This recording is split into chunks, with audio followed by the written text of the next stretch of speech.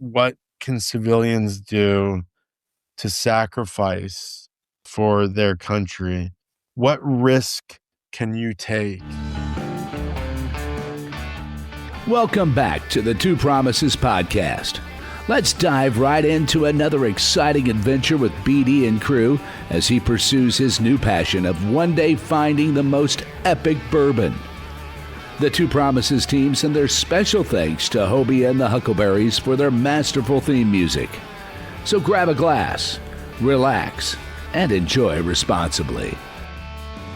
Baby says she's leaving if I don't stop drinking wine. So I switched to whiskey and I'm feeling fine. Drinking that slow, When you make a movie, it's like having a child and raising a child from infancy, okay? And you see these protective parents that they're all chill and cool and laid back, but the moment their kid's livelihood is affected, then you see another side of them, right? Because it's their blood, it's their child, right? It's the same thing with filmmaking.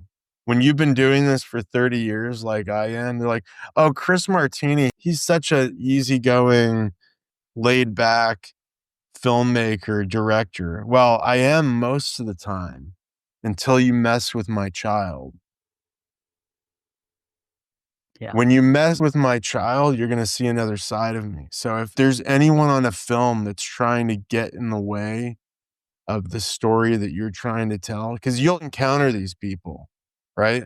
Sometimes it's people who simply they don't know the business or they don't have the cojones to make their own film. And so they try to monopolize off of the things that you've built over time and try to steer the ship in the wrong direction. Mm-hmm. And that's when you're going to see another side of me that violently will take, that ship and put it back on course. And then you're going to go, Chris Martini is a total prick. But the ship's back on course. So yeah, it's that's awesome. There's going to be conflict too, That's awesome. Yep. So you've talked about, your kids and some of your accomplishments. Super awesome. Trophy case. You've won over 70 awards for your work throughout the years. Not huge ones, though. They're awards, yeah, but it's not like Sundance and all this kind of stuff. Filmmaking for me was like going upstairs. It was like, so when I started at the bottom, I was like, I couldn't get into film school. Like I kept applying and then I got in, and then like I'm on like one step up, right? Mm-hmm. And then now I'm in film school, but I don't know what the hell I'm doing, right? I don't know how to tell a story. I'm there. Okay. So I'm on that next step. Now I'm like, okay, I can tell a story. I can't get into a film festival. Boom, film festival. Okay. Now I'm into like tons of film festivals. I can't get any awards. Okay. Now I'm getting like awards, but they're not like Sundance. They're not Tribeca, all that kind of stuff. Right. Mm-hmm. And then, so that is still yet to be discovered, those top tier awards, an Oscar, a Cannes Film Festival, the Palme d'Or, whatever they call it, that thing. And Mm-hmm.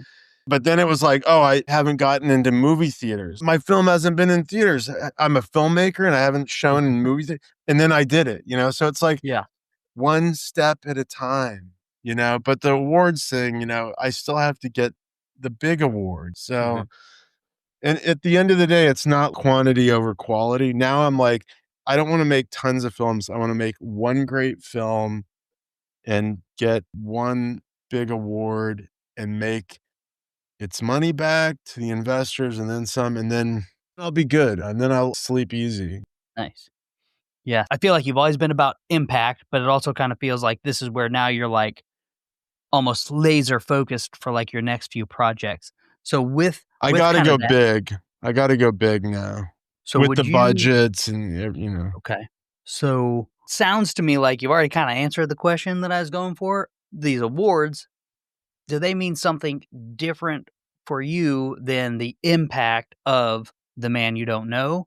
Which one of those feels like a bigger victory to you? Being able to work on that project, direct it, get it into the theaters, in such a short amount of time and have an impact on like world history, or some of the accolades that you've received for some of the other films? Like you said, Trooper was your first film, so it's a very special place in your heart. So I guess that's why I'm just kind of curious which one feels like the bigger victory for you as a person or as a filmmaker.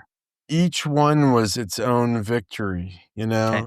and there's not one victory that's greater than the other, because when I didn't know how to tell a story, and then you do, and you see the audience affected, you finally figure it out. That's a major victory. Seeing the name of your movie on 42nd Street in a movie theater next to like Blockbusters is like, you have to really want to do it to wait 30 years before these things happen. You have to really love movies. It's because I love watching it, but it's not all of those things are together. And it's the whole journey of that staircase.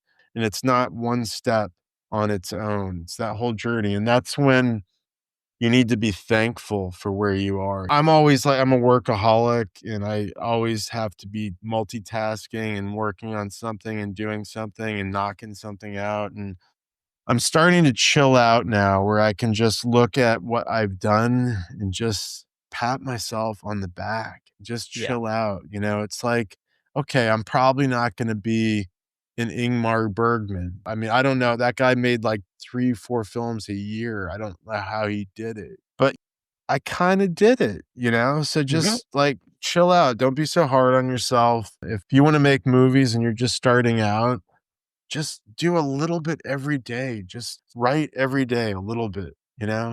If you got kids like I do, you got a million things going on, but you have this dream, you want to make movies, just baby steps, just a page a day. And then before long, you'll have a whole script, and then, you know what I mean? It's just go Yeah. easy on yourself, but don't stop.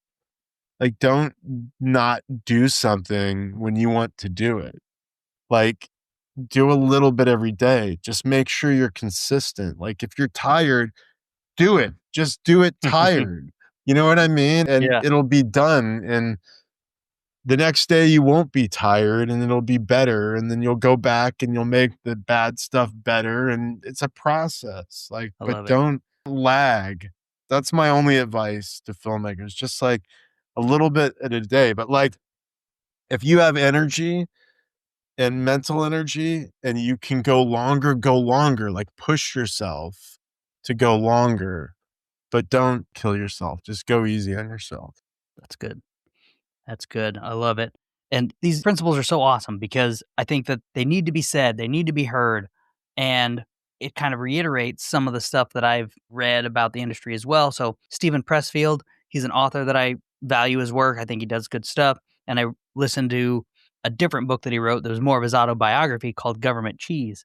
And it was hitting on a lot of these things that you're saying. It's like, hey, man, this is yeah, I'm in the movie theaters. Like, I've got my movies in the theaters next to the Blockbusters, but there's 30 years of work here that you didn't see. 30 years of struggles, 30 years of Yeah. paying my dues, of learning, of developing the craft. And he's like, it wasn't until I was like, I can't remember how old he was when he said, I didn't get my breakthrough till he was like in his 50s or 60s. You know what I mean? But he was, like you said, consistent, showing up, being in the right rooms. And eventually, boom, now he's got, some of his works are now adopted for the big screen. So yeah, Being a director is actually good because you can age into it well. I mean, it's like a lot of the great directors, like didn't do stuff until they were in their 50s. I mean, like Orson Welles made Citizen Kane. He was in his early 20s. I mean, that's insane. But like, directing is like wine. It gets better with age a little bit because you need that life experience. One thing I didn't say that's super important is that I do think that if you want to direct, you should learn how to write and also act. I think it's super important. And then you have to be a writer, an actor, and you have to know what each crew member does. You have to learn and actually have experience doing what they do. And I think if you know how to wear all those hats, you'll be an awesome director because the actors will know that you're speaking their language.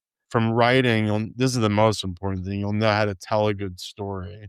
All of that is meaningless if you show up on set and your crew members, like your army, look at you like you're an a-hole because you don't know what you're talking about. They won't do anything. You have to know about lenses. You have to know what the costume supervisor is going through, how to put a C-stand together and lug a sandbag. I mean, don't be a prick director and not carry stuff. I mean, as long as it's not a union film, you can pick up some equipment and do some work too. So I don't know. There's a lot that you learn over the years, but the more you know about what other people do will make you a better filmmaker.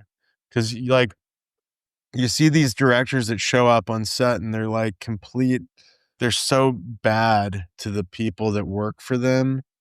And it's just the wrong approach. Back to what I'm saying, like, you should be a nice guy where it's like, this is your family and you should feel upset when you have to say goodbye to them.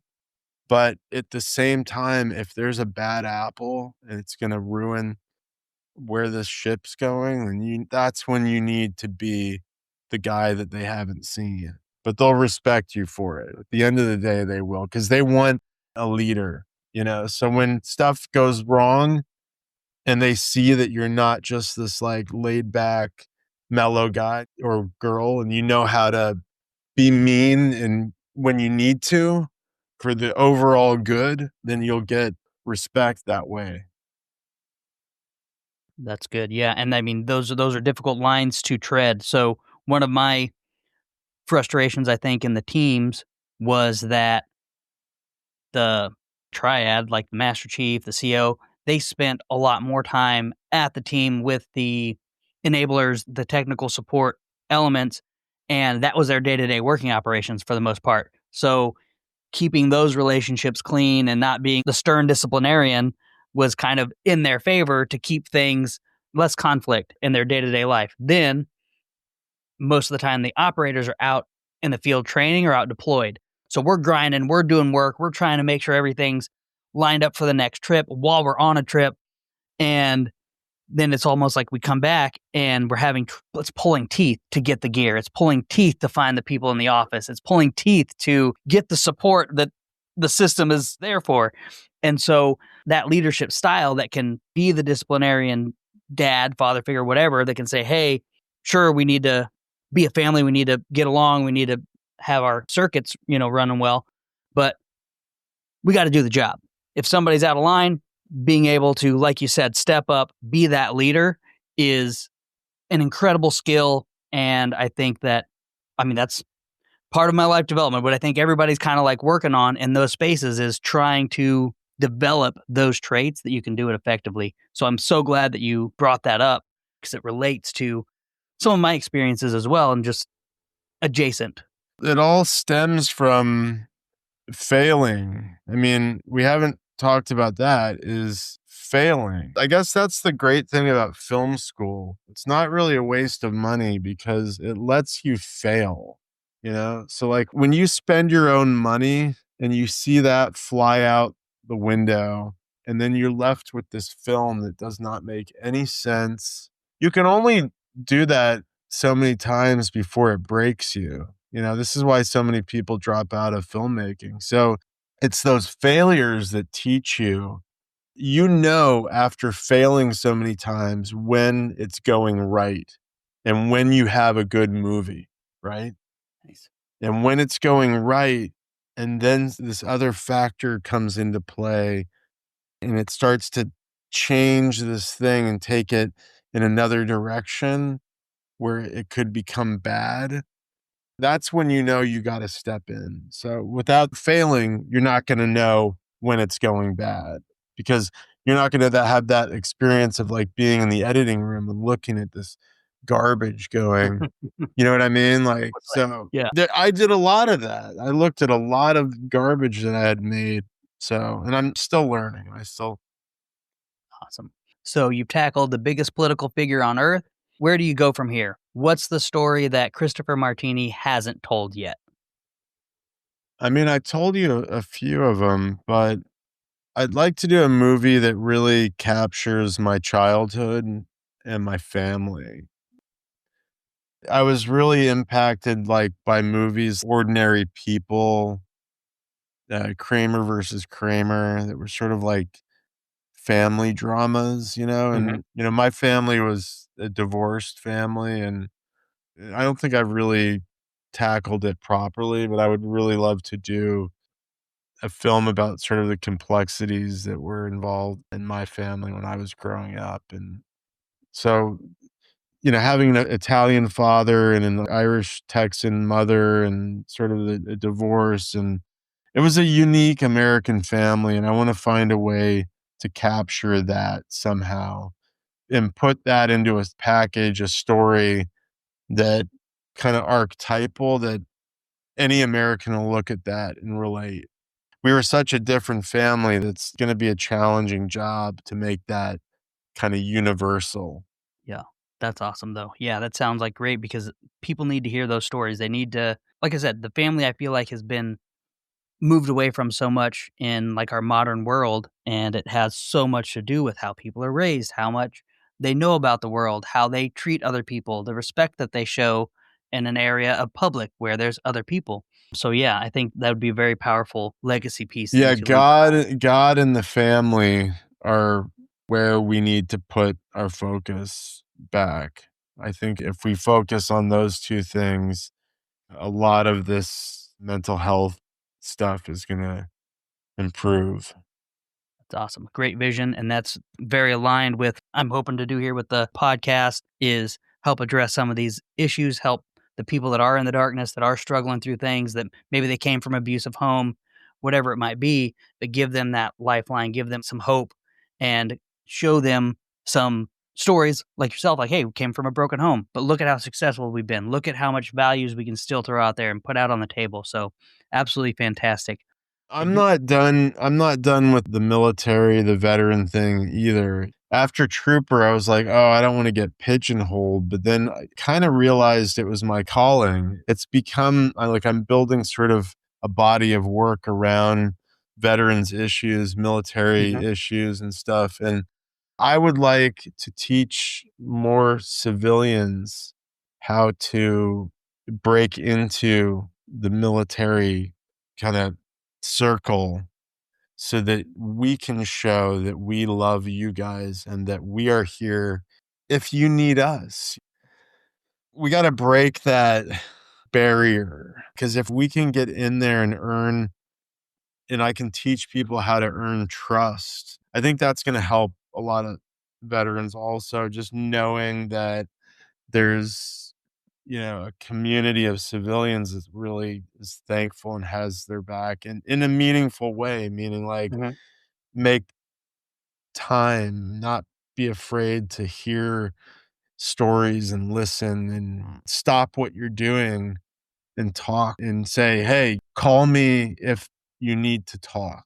Seriously, even if I don't hear from you, I want you to know that you can. Just little stuff like that. I've kind of, with my veteran films, like exposed myself to the community in a way where I give everybody access. Like I don't cut anyone off, especially veterans. And it takes up a lot of time. It takes me out of what I'm doing, but I love it. I just love to help in that way, and for them to know that I'm not like so busy that I can't take a call or be concerned about what. Just today, I called a veteran friend of mine. His parents are both dying, and he's taking care of them himself. And, it's just like, he's a friend. I want him to know that I'm thinking about him. If we can get more civilians to do stuff like that, I think that we can help our military who's struggling. Absolutely. Absolutely. Man, I love your passion behind your work, the heartbeat behind it. I know that you truly care about others, about the veterans community in general. So, again, thank you so much for being on the show. I do want to give you the last word. Any last words of wisdom, advice that you want to share with the listeners? You've got the stage for whatever you want to pass on. Well, Brent, I told you I thought I was going to miss this interview, but I'm so glad I made it. And just talking to you, you are really good at this, because I wasn't expecting to say this much. You definitely have the ability to bring it out of me. I don't really know what to leave the audience with other than we're living in some dangerous times right now, and it's kind of scary. And I don't know where things are going. I'm very concerned for my kids' future and growing up in this country. And I guess what I want to leave the audience with is if you're a veteran or a law enforcement or first responder, I feel like you've already sacrificed. But if you're not, what can civilians do to sacrifice for their country?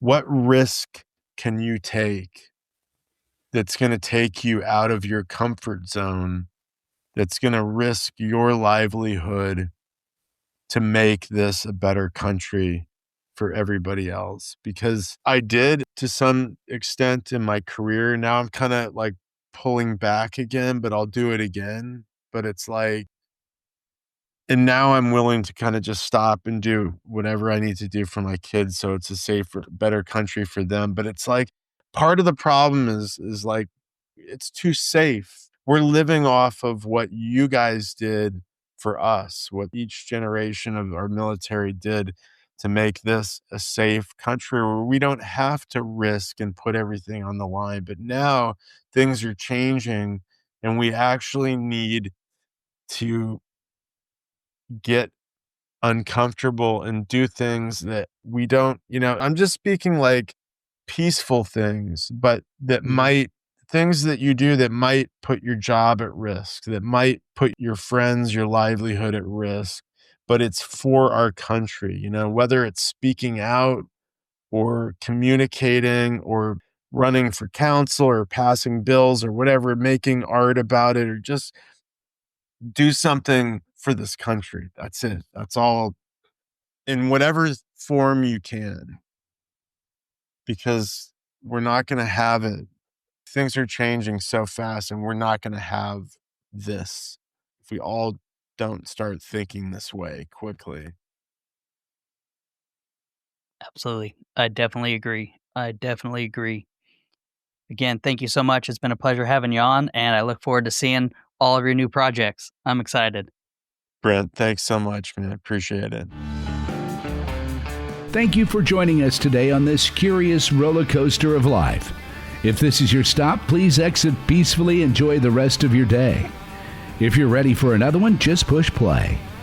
Just a final note before you go, thank you, and thank you for feeling. The distillation and aging process is different for everyone. I'm not quite sure what you're ready for. Sip slowly and enjoy responsibly. Baby says she's leaving if I don't stop drinking wine. So I switched to whiskey and I'm feeling fine. Drinking that smooth whiskey. No more